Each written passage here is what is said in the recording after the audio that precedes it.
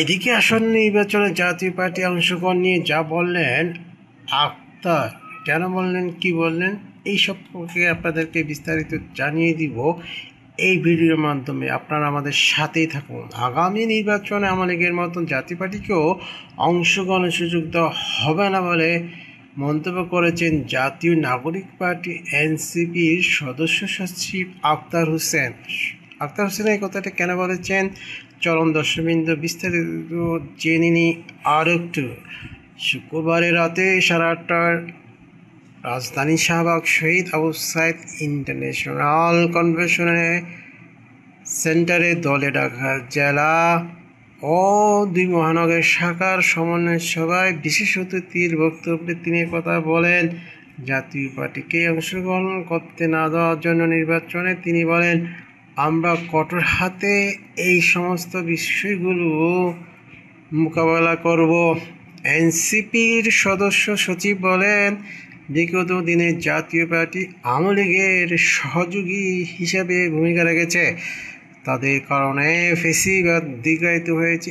এখনও তারা বড় বড় কথা বলছে, খুনিদের পক্ষে সাফাই গাইছে। তাই এই দুটি দলকে নির্বাচনের বাইরে রাখতে হবে, কারণ তারা আবার ক্ষমতা আসলে দেশকে ভারতের করদূর পরিণত করবে। সবাই ঢাকা জেলা এবং 2 মহানগর থানার সমন্বয়কদের নিজেদের বিভিন্ন সমস্যা এবং সম্ভাবনার কথা তুলে ধরেন। ভাই এই আক্তার কথা শুনে ইতিমধ্যে জাতীয় পার্টিতে আতঙ্ক সৃষ্টি হয়েছে। যদিও বা সরকার এখনও জাতীয় পার্টিকে বাতিল করে নেই, তার নির্বাচন কমিশনের যে প্রতীক রয়েছে সে প্রতীক নিয়ে নির্বাচন করতে চায়।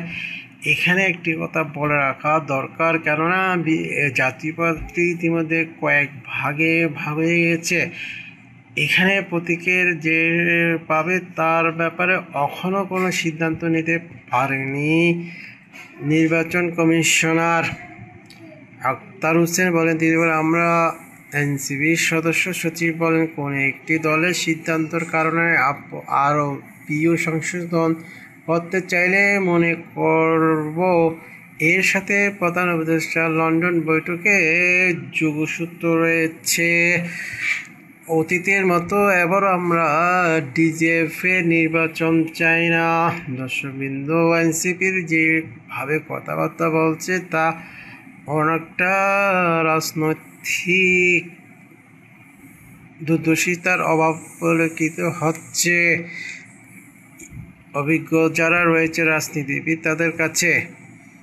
দলীয় নেতা কর্মীদের উদ্দেশ্যে আক্তার হোসেন আরও বলেন, এখানে মানুষের মানবিক মর্যাদা নির্ধারণ করা যায় না। দিনমজুর ও খেটে খাওয়া মানুষের অধিকার ক্ষুণ্ণ হয়েছে। আমরা দলবাজি রাজনীতি চাই না, মানুষের সঙ্গে রাজনীতি করতে চাই। এই জন্য ব্যক্তিগত কার্যক্রম দলকে সম্পৃক্ত না করাই ভালো। অনেকে সময় নেতিবাচক খবর আমাদের দুঃখ দেয়।